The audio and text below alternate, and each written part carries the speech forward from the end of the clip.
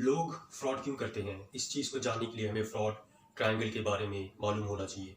Fraud triangle मशहूर sociologist और criminologist Donald Tracy का तैयार करदा एक मॉडल है जो इसने वाइट कॉलर क्राइम में मुलविस अफराद के रवैयों का मुताला करने के बाद तैयार किया।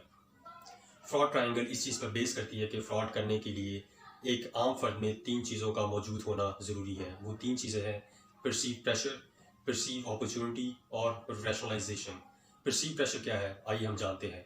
फ्रॉड की पहली टाइप परसीव प्रेशर है, यानी कि एक ऐसा प्रेशर दबाव जो एक्चुअली में एग्जिस्ट ही नहीं करता, लेकिन फ्रॉड करने वाले इंसान के लिए वो हकीकत पर मबनी होता है।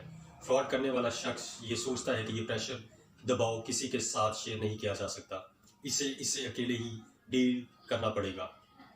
और इंसान ये समझता है कि इस प्रॉब्लम का कोई कानूनी हल नहीं है और अगर ये मसाइल जारी रहे, ये माली मामलात इसे तबाह बर्बाद कर देंगे। इंसान इस वक्त प्रेशर या दबाव अपने ऊपर हावी करता है, या तो वो जब बहुत ज़्यादा मकरूज हो या फिर वो बेरोज़गार हो। इनमें से बहुत से मसाइल मुख्तलिफ बुराइयों से पैदा होते हैं, जैसा कि मंशियात या शराबनोशी, जुआ खेलना वगैरह। फॉरेंसिक ऑडिटर के लिए परसीव प्रेशर के साथ डील करना बहुत मुश्किल होता है, क्योंकि इन अफराद के साथ इनका ताल्लुक बहुत महदूद होता है और इनके पास इनके बारे में जानकारी भी ज़्यादा नहीं होती। फ्रॉड की दूसरी टाइप परसीव अपॉर्चुनिटी है। परसीव अपॉर्चुनिटी इस तरह के अफराद सिस्टम में मौजूद वीकनेस को अपॉर्चुनिटी के तौर पर लेते हैं और इस वीकनेस का फ़ायदा उठाते हुए इस तरीके से फ्रॉड करते हैं कि कोई उन्हें पकड़ ना सके।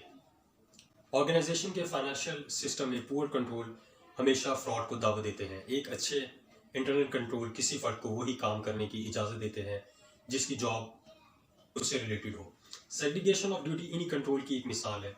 क्लूजन फ्रॉड भी हो सकता है, जब सेग्रीगेशन ऑफ ड्यूटी होने के बावजूद भी जब 2 मुख्तलिफ अफराद मिल जाए तो भी वो फ्रॉड कर सकते हैं। मिसाल के तौर पर एक शख्स को ऑर्डर करने का अथॉरिटी है और एक शख्स को उन ऑर्डर के अगेंस्ट बिल पे करने की अथॉरिटी है। अगर ये दोनों अफराद आपस में मिल जाए तो इस तरह के फ्रॉड को आइडेंटिफाई करना आसान नहीं होता। जब तक ऑर्गेनाइजेशन अपने इंटरनल कंट्रोल मजबूत नहीं करती और फ्रॉड में मुलविस अफराद के खिलाफ एक्शन नहीं लेती, इस वक्त तक इस तरह के वाक़यात होते रहेंगे। फ्रॉड की आखिरी टाइप रैशनलाइजेशन है। इस तरह के लोग अमूमन ईमानदार होते हैं।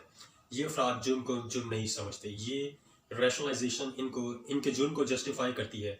वो ये समझता है कि वो इस चीज़ का मुस्तहिक था। वो मुलाजमीन जिनका ये मानना है कि इनका इस्तेसाल किया जा रहा है या वैसे ही माली तौर पर इनका फ़ायदा उठाया जा रहा है, वो रैशनलाइजेशन की इस किस्म को अक्सर इस्तेमाल करते हैं। रैशनलाइजेशन की एक और किस्म है जिसमें मुलाजमीन ये यकीन रखते हैं कि वो सिर्फ उधार ले रहे हैं, क्योंकि उधार लेना चोरी करने से ज़्यादा आसान है।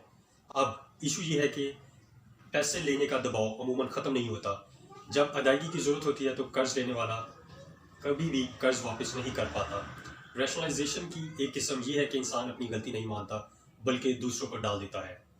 अब जब भी किसी ऑर्गेनाइजेशन में फ्रॉड होता है तो उस फ्रॉड को इन 3 पैरामीटर के ऊपर जांचा जाता है। शुक्रिया।